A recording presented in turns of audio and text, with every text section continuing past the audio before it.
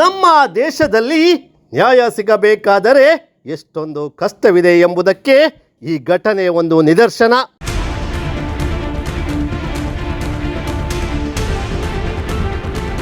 ಇಲ್ಲೊಬ್ಬರು ನ್ಯಾಯವಾದಿ ತನ್ನ ಮೇಲಾದ ಹಲ್ಲೆಯ ಬಗ್ಗೆ ನ್ಯಾಯಕ್ಕಾಗಿ ಪಾದಯಾತ್ರೆ ಮಾಡಿ ಪ್ರತಿಭಟಿಸಿ ಅಧಿಕಾರಿಗಳನ್ನು ಎಚ್ಚರಿಸಿದ್ದಾರೆ.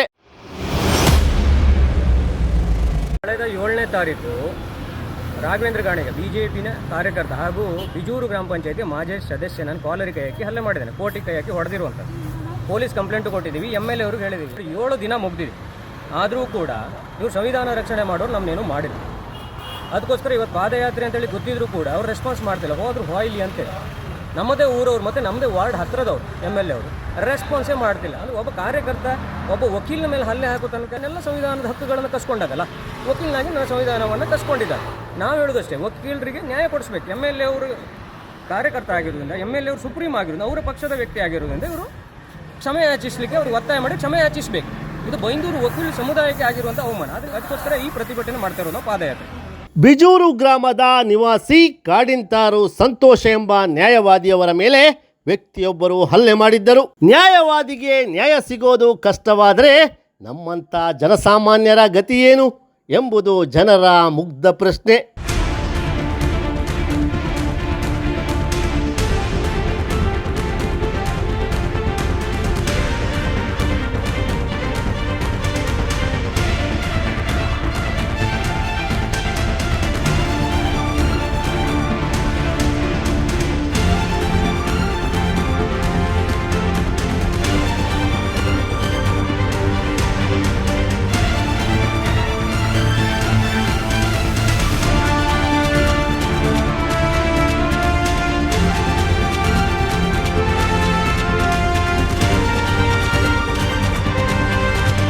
ನ್ಯಾಯಕ್ಕಾಗಿ ಏಕಾಂಗಿಯಾಗಿ ಪಾದಯಾತ್ರೆ ನಡೆಸುತ್ತಾ ತಾಲೂಕು ಕಚೇರಿಯನ್ನ ಮುಟ್ಟಿದರು. ನಮ್ಮ ಪ್ರಜಾಪ್ರಭುತ್ವ ವ್ಯವಸ್ಥೆಯಲ್ಲಿ ಅನ್ಯಾಯವನ್ನ ಪ್ರತಿಭಟಿಸುವ ಹಕ್ಕು ಪ್ರತಿಯೊಬ್ಬ ನಾಗರಿಕರಿಗೂ ಇದೆ. ನ್ಯಾಯವಾದಿ ಸಂತೋಷ್ ಅವರು ತನಗಾದ ಅನ್ಯಾಯದ ಕುರಿತು ಬೈಂದೂರು ತಹಸೀಲ್ದಾರರಿಗೆ ಮನವಿಯನ್ನ ಅರ್ಪಿಸಿದರು. ಸಂವಿಧಾನವನ್ನು ರಕ್ಷಣೆ ಮಾಡ್ತೇವೆ ಅನ್ನೋ ವ್ಯಕ್ತಿಗೆ ಒಬ್ಬ ವ್ಯಕ್ತಿ ಅವರೇ ಪಕ್ಷದವರು ಹಲ್ಲೆ ಮಾಡಿದ್ರು. 7 ದಿನ ಆದರೂ ನಮಗೊಂದು ಸಮಯ ಹಚ್ಚಲಿಕ್ಕಾಗಿದೆ. ಕಂಪ್ಲೇಂಟ್ ಕೊಟ್ಟರು. ಸುಮಾರು ಜನ ಫೋನ್ ಮಾಡಿದೆ, ನಾ ಬರೋ ದಾರಿಯಲ್ಲಿ ಯಾರು ವಿಡಿಯೋ ಮಾಡಬೇಡಿ, ಫೋಟೋ ಮಾಡಬೇಡಿ. ಏನು ಹೇಳಬೇಕು? ಸಂವಿಧಾನ ರಕ್ಷಣೆ ಮಾಡ್ತೀವಿ ಅಂತ ಹೇಳ್ತಾರೆ. ನಮ್ಮನೆ ಜಾಗದಲ್ಲಿ ಪ್ರೈವೇಟ್ ಖಾಸಗಿ ಜಾಗದಲ್ಲಿ GPS ಮಾಡಿದ್ದಾರೆ. ಪಂಚಾಯತಿಯವರು ತೀರ್ಮಾನ ತಗೊಳ್ಳೋದು ಶಾಸಕಾಂಗದ ಥರ ಏನು ತೀರ್ಮಾನ ತಗೊಳ್ತಿದ್ದಾರೆ? ಈ ತಹಸೀಲ್ದಾರಿಗೆ ಕಂಪ್ಲೇಂಟ್ ಕೊಟ್ಟದ್ದು ಸುಮಾರಿದೆ. ನಮ್ಮದೊಂದು NCRC ಫೈಲ್ ಬಗೂರು ಕುಂದು ಹಾಗೆ ಬಿಸಾಡಿದ್ದಾರೆ. ಕಂಪ್ಲೇಂಟ್ ಕೊಟ್ಟರೆ ಅದು ನಿಮ್ಮದು ಅರಣ್ಯ ಇಲಾಖೆ ಬಿಟ್ಟು ಕೊಟ್ಟಿದ್ದಾರೆ. ನಮ್ಮ ಊರಿಯವ್ರದ್ದು ಎಲ್ಲರದ್ದು ಇದೆ, ನಮ್ಮ ಮನೇದಿಲ್ಲ. ಪೊಲೀಸರು ಹೇಳ್ತಾರೆ, ನೀನು ಹೇಳೋದು ಇವತ್ತು ಕುಳಿಸ್ತೀವಿ ಒಳಗೆ ಕಸ್ಟಡಿ ಅಲ್ಲ. ವಕೀಲನ ಮಾರ್ರೆ ಏನು ಮಾತಾಡ್ತೀರಿ? ಹಾಂ, ಇವ್ರಿಗೆ ಆಲ್ರೆಡಿ ಕೊಟ್ಟು ಸಾಕಾಗಿದೆ ಲೆಟರ್ಗಳನ್ನು. NCRC ಫೈಲ್ ಕೊಟ್ಟಿದ್ದೀವಿ, ಎಲ್ಲವೂ ಕೊಟ್ಟಿದ್ದೀವಿ, PDO ಕೊಟ್ಟಿದ್ದೀವಿ. PDO ರೆಸ್ಪಾನ್ಸೇ ಮಾಡಿಲ್ಲ. ರೋಡ್ ಸಮಸ್ಯೆ ಇದೆ, ಸರಿ ಮಾಡಿಕೊಡಿ ಅಂತ. ನಮ್ಮ ಮನೆಯದೇ ಪಟ್ಟಲ್ಲನ್ರಿ. ಕಾಲರಿ ಕೈ ಹಾಕ್ತಾರೆ, ಹೆಂಗಸ್ರಿ ಕೇಸ್ ಹಾಕಿ ಹೊಡಿಸ್ತೆ ಅಂತ ಹೇಳ್ತಾರೆ, ಹೆಂಗಸ್ರಿ ಕರ್ಸಿ ಹೊಡಿಸ್ತೆ ಅಂತ ಹೇಳ್ತಾರೆ. ಅದೇ ವ್ಯಕ್ತಿ ಸಾರ್ವಜನಿಕವಾಗಿ ಕ್ಷಮೆ ಯಾಚಿಸಬೇಕು. ವಕೀಲರಿಗೆ ಕಾಲರಿ ಕೈ ಹಾಕಿರುವಂಥದ್ದು. ಯಾರು ಬರಬೇಡಿ, ಅವನ ಜೊತೆ ಅವನು ಒಬ್ಬನೇ ಬರಲಿ ಅಂತ. ನಾನು ನೋಡಿ ಸುಮಾರು 8 ರಿಂದ 12 ಕಿಲೋಮೀಟರ್ ನಡ್ಕೊ ಬಂದಿದ್ರಿ. ಬೆಳಿಗ್ಗೆ ಕ್ಷಮೆ ಯಾಚಿಸ್ತೀವಿ ಅಂತ ಹೇಳಿದ್ದಾರೆ, ನಿಲ್ಲಿಸಿದ್ದಾರೆ. ಬಿಸಿಲಾಗೋ ತನಕ ನಿಲ್ಲಿಸಿದ್ದಾರೆ. ಏನು ಮಾಡಬೇಕು?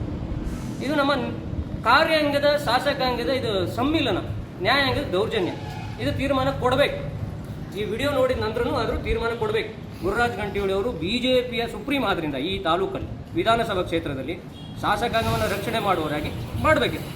ಹೊಡೆದ ದಿನನೂ ಪ್ರೆಸ್ ಮೀಟ್ ಮಾಡಿದ್ದೀನಿ. 7 ದಿನ ಆಯ್ತು ರೀ, 1 ದಿನ ಅಲ್ಲ, 7 ಡೇಸ್.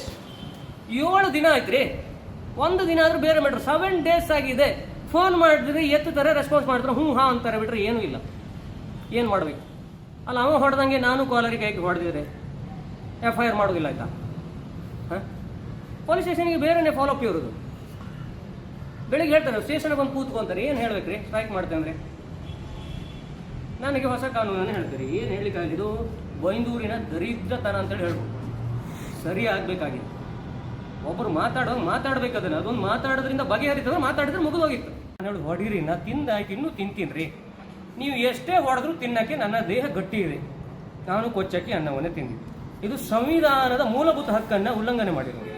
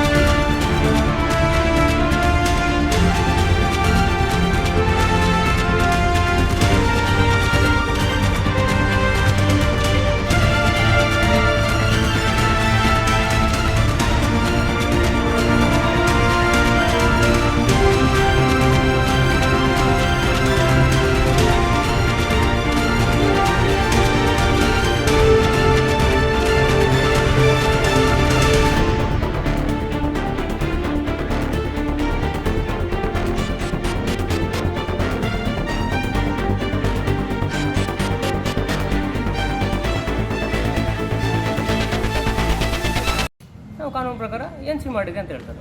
ನಾನು ಹೇಳಿದ್ರೆ ಹೊಲ್ಲೆ ಮಾಡಿದ್ರಿ, ಈ ವಕೀಲನ ಕೈ ಹಿಡಿದ್ರೆ ನಮ್ಮ ಮನೆ ಪ್ರೈವೇಟ್ ಲ್ಯಾಂಡಲ್ಲಿ ಹೋಗಿದ್ದು ಸರ್.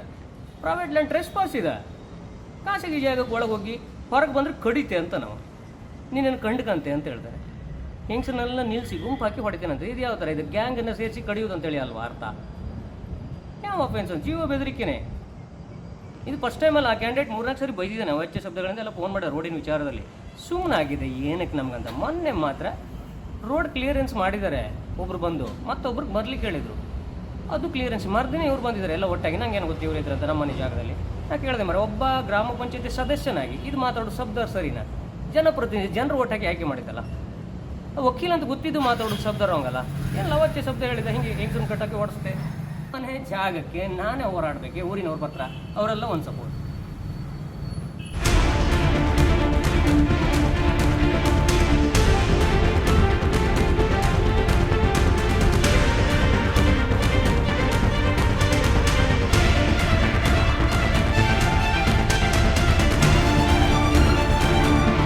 ಈಗ ವಕೀಲರು ಏನು ಮನವಿ ಕೊಟ್ಟಿದ್ದಾರೆ, ಈ ಮನವಿಯನ್ನು ಮನೆ ಜಿಲ್ಲಾಧಿಕಾರಿಗಳ ಮುಖಾಂತರ ಸರ್ಕಾರಕ್ಕೆ ಕಳಿಸುವ ವ್ಯವಸ್ಥೆ ಮಾಡ್ತೀವಿ. ಹಾಗೇನೆ ಸರ್, ಇದರಲ್ಲಿ ಬರ್ದಿದ್ದೀನಿ ಸರ್. ಪ್ರತಿಭಟನೆ ನಡೆದ ನಂತರ ಬೈಂದೂರು ಪೊಲೀಸರು ಎಚ್ಚೆತ್ತು ಆರೋಪಿಯ ವಿರುದ್ಧ ಪ್ರಕರಣ ದಾಖಲಿಸಿದ್ದಾರೆ.